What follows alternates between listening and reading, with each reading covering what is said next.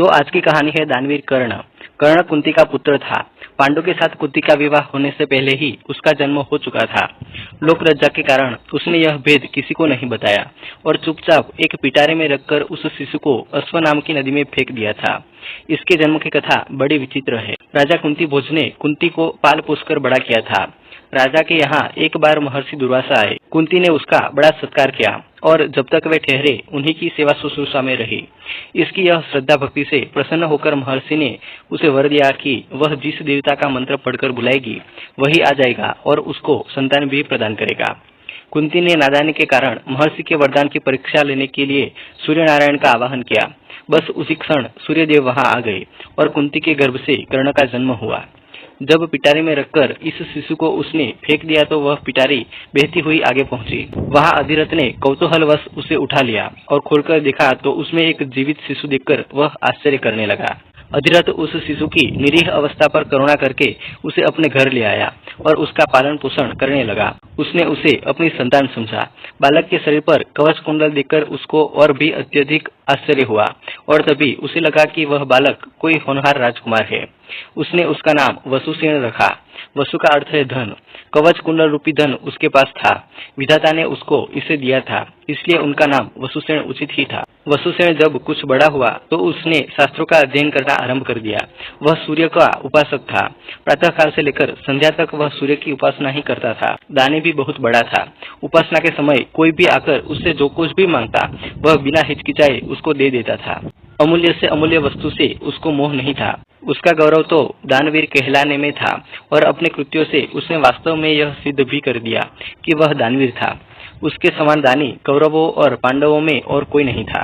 उसका परिचय तो हमें उसी समय मिलता है जब इंद्र ब्राह्मण का वेश धारण करके उसके पास उसकी अमूल्य निधि कवच कुंडल मांगने गया था। उस समय कर्ण ने देवराज का स्वागत किया था और सहर्ष अपने कवच कुंडल उतार कर दे दिए थे। दान करते समय अपने हित या अहित विचार वह नहीं करता था। यद्यपि सूर्य भगवान ने पहले उसे मना कर चुके थे कि वह इन कवच कुंडलों को किसी को भी न दे, लेकिन दानवीर कर्ण किसी याचक को निराश करके वापस लौटाने को जानता ही नहीं था। कर्ण ने इस साहस के कारण ही उसका नाम वैकर्तन पड़ा था।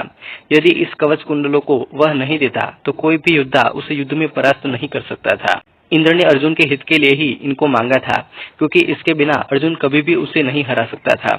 फिर भी उसके इसी अद्वितीय गुण से प्रभावित होकर इंद्र ने उसको एक पुरुष घातिनी अमोघ शक्ति दी। उस शक्ति के सामने का योद्धा किसी भी हालत में जीवित नहीं बच सकता था और उसको कर्ण ने अर्जुन के लिए रखा था। लेकिन श्री कृष्ण ने चाल चली और कर्ण की उस शक्ति को घटोत्कच पर चलवाकर अर्जुन के जीवन पर आए इस खतरे को सदा के लिए मिटा दिया। घटोत्कच को आकाश में विचरण करके कौरवों पर अग्नि की वर्षा कर रहा था और जिसने एक बार तो सारी सेना को पूरी तरह विचलित कर डाला था। शक्ति लगते ही निर्जीव होकर पृथ्वी पर गिर पड़ा। धनुर्विद्या में कर्ण अर्जुन के समान ही कुशल था। एक बार जब महाराज धृतराष्ट्र की आज्ञा से कौरव पांडवों की अस्त्र शिक्षा परीक्षा के लिए एक समारोह किया गया था तो अर्जुन ने अपने अस्त्र शिक्षा के कौशल से सबको चकित कर दिया था। उसने ऐसी ऐसी क्रियाएं कर दिखाई थी कि किसी भी योद्धा की हिम्मत नहीं होती थी कि उसका जवाब दे सके। एक विजेता की तरह के कौशल दिखाकर वह प्रशंसा लूट रहा था। दुर्योधन उस समय चुपचाप बैठा था। अर्जुन को कौशल दिखाना उसके सामर्थ्य के बाहर था। उसी समय कर्ण वहां आ पहुंचा और उसने मैदान में आकर अर्जुन को ललकारा। अर्जुन, जिस कौशल के बल पर तू यहाँ सबको चकित कर रहा है और सभी से प्रशंसा लूट रहा है, उसे मैं भी करके दिखा सकता हूँ। यह कहकर उसने धनुष पर बाण चढ़ाकर वही सब कुछ कर दिखाया जो अर्जुन ने किया था। चारों ओर से कर्ण की जय जयकार होने लगी। दुर्योधन का चेहरा अर्जुन के प्रतिद्वंदी को देखकर खिल उठा। उसने उसे हृदय से लगा दिया। उसने उसे अर्जुन के साथ द्वंद्व युद्ध करने के लिए प्रेरित किया। दुर्योधन की बात मानकर उसने अर्जुन को इसके लिए चुनौती दी। अर्जुन द्वंद्व युद्ध करने का तैयार हो गया। अब झगड़ा बढ़ने की आशंका थी, इसलिए कृपाचार्य ने बीच में हस्तक्षेप करते हुए कहा कि राजकुमार के साथ राजकुमार का ही द्वंद्व युद्ध हो सकता है। क्योंकि कर्ण सूत के द्वारा पाले हुए हैं, इसलिए इनके गोत्र कुल आदि का ठीक ठीक पता न होने के कारण इनको अर्जुन से द्वंद्व युद्ध करने का अधिकार नहीं है। बस यह ऐसी समस्या थी जिसको कर्ण हल नहीं कर सकता था। वह हक्का बक्का सा अर्जुन का मुंह ताकता रह गया। दुर्योधन को भी इससे धक्का लगा, क्योंकि कर्ण के द्वारा अर्जुन का मान चूर्ण करने की उसकी ही तो योजना थी। कर्ण इस दुविधा में पड़ा हुआ आगे अपने पैर नहीं बढ़ा सका तो दुर्योधन ने उसे राजाओं की श्रेणी में लाने के लिए अंग देश का राज्य दे दिया। राजा होने के नाते अब वह अर्जुन या अन्य किसी राजकुमार के साथ युद्ध कर सकता था। वह इसके लिए उतारू भी था, लेकिन संध्या होने के कारण यह वाद विवाद थम गया और सब अपने अपने घर चले गए। बस फिर जीवन में सदा ही कर्ण अर्जुन से प्रतिद्वंदी के रूप में मिला। अर्जुन से ही उसकी विशेष रूप से शत्रुता थी। वह उसकी प्रसिद्धि को सहन नहीं कर सकता था। अनेक स्थलों पर वह अर्जुन के सामने आया, लेकिन अपना कुल गोत्र न बता सकने के कारण उसे सामने से हटना पड़ा। वह सूत पुत्र कहलाता था, क्योंकि सूत ने ही उसको पाला था। इसी कारण द्रौपदी के स्वयंवर में भी घूमती मछली की आंख भेदने की सामर्थ्य रखते हुए भी उसको अवसर नहीं दिया गया। स्वयं द्रौपदी ने ही सूत पुत्र कहकर उसका अपमान किया था और उसकी पत्नी बनने से इनकार कर दिया था। सूत पुत्र को क्षत्रिय कन्या का वर्ण करने का अधिकार नहीं है, ये शब्द सूल की तरह उसके हृदय में चुभ गए थे और वह लहू के घूंट पीकर अपने स्थान पर आ बैठा था।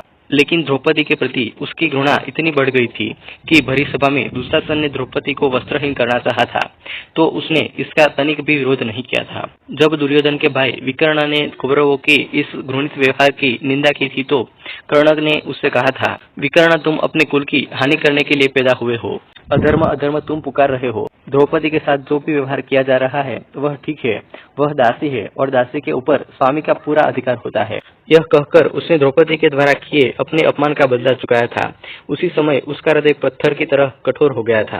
जैसे भी बन पड़ा उसने द्रौपदी का अपमान किया, उसे 5 पुरुषों की व्यभिचारिणी स्त्री कहा और हर तरह से उसे धिक्कारा। उस समय प्रतिशोध की आग में जलते हुए उसने उचित अनुचित का विचार बिल्कुल छोड़ दिया था। कर्ण प्रतिशोध की भावना के आगे सत्य, न्याय और धर्म की भावना को पूरी तरह भूल जाता था। यह उसके चरित्र की दुर्बलता ही है। कर्ण अहंकारी भी बहुत था। उसे अपने पराक्रम पर बड़ा घमंड था और बार बार दुर्योधन को प्रसन्न करने के लिए वह कहा करता था कि वह एक क्षण में ही अर्जुन को मार गिराएगा। इसके लिए भगवान परशुराम द्वारा सिखाए हुए अपने अस्त्र कौशल की दुहाई देता था। यहाँ तक कि भीष्म पितामह, गुरु द्रोणाचार्य आदि के सामने भी वह अपनी सिक्की बघारने से बाज नहीं आता था।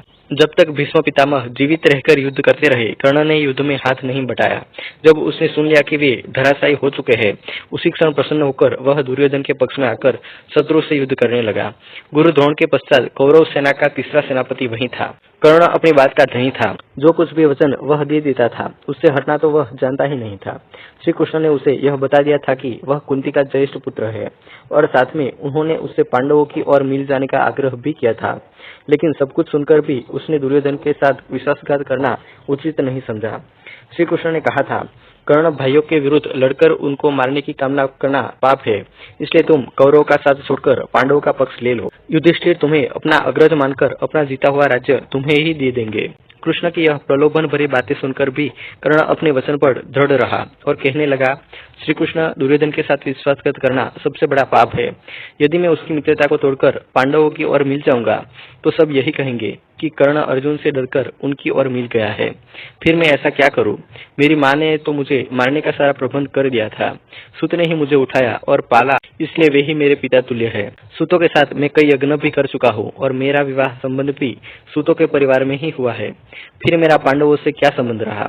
धृतराष्ट्र के घराने में ही दुर्योधन के आश्रित में रहा हूँ और 13 वर्ष तक मैंने उन्हीं का ही दिया हुआ राज्य किया है। फिर कैसे उनके साथ विश्वासघात कर दूं? दुर्योधन को मेरे ऊपर पूरा विश्वास है। मेरे कहने से ही तो उसने इस युद्ध को मोल लिया है और अर्जुन के प्रतिद्वंदी के रूप में दुर्योधन की आशाएं मेरे ऊपर ही तो लगी हुई है। इस परिस्थिति में अपने आश्रयदाता और मित्र दुर्योधन को छोड़कर मैं कभी पांडव पक्ष में नहीं मिल सकता। फिर यदि एक बार मैं मिल भी गया तो युधिष्ठिर जो राज्य मुझे देगा उसे अपने वचन के अनुसार मुझे दुर्योधन को ही दे देना होगा। इससे तो पांडवों का सारा प्रयत्न ही निष्फल चला जाएगा। यह सभी कुछ सोच विचार कर मैं निश्चय पूर्वक कहता हूँ कि मैं मित्र दुर्योधन का साथ छोड़कर और किसी पक्ष में नहीं मिल सकता। लेकिन हाँ, यह वचन अवश्य देता हूँ कि युद्ध में मेरा प्रतिद्वंदी केवल अर्जुन ही है। उसके सिवा किसी पांडव का वध मैं नहीं करूंगा। कर्ण का यह कथन उसके चरित्र की महानता पर प्रकाश डालता है। बात का कितना पक्का था वह दानवीर। दुर्योधन चाहे अधर्मी था लेकिन उसका तो आश्रयदाता था। फिर वह उसके साथ छल कपट कैसे कर सकता था? अंत तक उसने दुर्योधन का साथ दिया और अपने आप को एक सच्चा मित्र प्रमाणित कर दिया। कर्तव्य के प्रति कर्ण पूरी तरह कठोर था। वह युधिष्ठिर तथा अर्जुन की तरह सहृदय नहीं था कि पांडवों के विषय में यह ज्ञात होते ही कि ये उसके भाई है, युद्ध करना बंद कर दे। एक बार मन में दृढ़ संकल्प करके उसको पूरी तरह निभाना ही उसके जीवन का उद्देश्य था। दुर्योधन की सहायता करना उसका कर्तव्य था। इससे पांडवों के प्रति जागृत हुआ भातृत्व भाव भी उसे विचलित न कर सका और फिर भी अर्जुन के प्रति कठोर और ईर्ष्यापूर्ण दृष्टि उसकी बनी ही रही। यहाँ तक कि स्वयं माता कुंती ने जाकर कर्ण को अपनी ओर मिलाने की इच्छा प्रकट की थी, लेकिन उस समय भी वह वीर अपने पद से विचलित नहीं हुआ। यह उसके चरित्र की श्रेष्ठता ही थी। फिर एक बार कृष्ण को वचन देकर अर्जुन के सिवा अन्य किसी पांडव की ओर उसने शस्त्र नहीं उठाया। अर्जुन से ही युद्ध करते हुए वह वीर गति को प्राप्त हुआ था। महाभारत युद्ध में भी उसकी वीरता देखकर स्वयं श्री कृष्ण उसकी प्रशंसा करने लगे थे। कितनी ही बार वह अर्जुन के रथ को पीछे हटा देता था जब तक वह सेनापति रहा। अर्जुन बार बार उसके प्रहारों को विचलित होता था। उसकी समझ में नहीं आता था कि वह कैसे इस परम योद्धा को परास्त करे। अंत में पूरी तरह निराश होकर उसने श्री कृष्ण की ओर देखा। कर्ण के रथ का पहिया जमीन में धंस गया था। वह उसे निकालने का प्रयत्न कर रहा था। उसी समय कृष्ण के इशारा करने पर अर्जुन ने अन्याय का आश्रय लेकर उसका वध किया, नहीं तो उस वीर को मारना बहुत कठिन था। फिर यदि उसके हाथ में इंद्र की वह अमोघ शक्ति होती तो फिर उसको कोई भी परास्त नहीं कर सकता था और यह निश्चय था कि वह अर्जुन का वध करके विजय का शंख फूंक देता। लेकिन विधाता की यही गति थी। अमोघ शक्ति को वह पहले ही घटोत्कच पर चला चुका था। अब उसके पास विशेष अस्त्र कोई नहीं था। फिर भी बड़ी कठिनाई से अर्जुन उसे मार पाया था। महाभारत में जहाँ भी उसके पराक्रम का वर्णन आया है वहाँ अर्जुन के बराबर ही उसको पराक्रमी माना गया है और था भी वह इतना ही पराक्रमी। कर्ण के पराक्रम में धब्बा लगाने वाली एक बात यह है कि वह कपटी भी था। वह सदा सत्य और न्याय का ही आश्रय नहीं लेता था। उसने अल्पवयस्क राजकुमार अभिमन्यु का चक्रव्यूह के भीतर औरों के साथ मिलकर वध किया था। उसी ने उसके धनुष को काट गिराया था और फिर उस निहत्थे बालक पर 6 महारथियों ने मिलकर आक्रमण किया था, जिनमें से एक वह भी था। निहत्थे बालक की हत्या करने का अपराध सदा उसके चरित्र के साथ लगा रहेगा। इसीलिए इतना पराक्रमी होने पर भी कर्ण अर्जुन की तरह महापुरुष की कोटि में नहीं आ सकता। उसका हृदय कलुषित था। इस तरह कर्ण के चरित्र पर दृष्टिपात करने से मालूम होता है कि वह किसी दृष्टि से महान था और अपने किन्हीं व्यवहारों के कारण पतित भी था। उसकी महानता उसके दानवीरता होने में है, उसके दृढ़ संकल्प होने में है, उसके अपने मित्र और आश्रयदाता के विश्वास पात्र होने में है। लेकिन छल और कपटपूर्ण व्यवहार, व्यर्थ का दंभ और क्रोध उसके चरित्र की गरिमा को कम करते हैं। वह इतना पराक्रमी था कि उसके मरते ही दुर्योधन का सारा धैर्य टूट गया था और अब उसे अपनी पराजय की आशंका निश्चित होने लगी थी। और वही हुआ भी। कर्ण की मृत्यु के पश्चात कौरव सेना का विनाश हो गया। स्वयं दुर्योधन भी भीम के द्वारा मार डाला गया। युद्ध में पांडवों को विजय प्राप्त हुई। ऐसे ही और कहानियों के लिए वीडियो को लाइक, कमेंट और शेयर कर दीजिए और साथ ही में चैनल को सब्सक्राइब करके बेल वाला आइकन दबा दीजिए और उसको ऑल पर सेट कर लीजिए।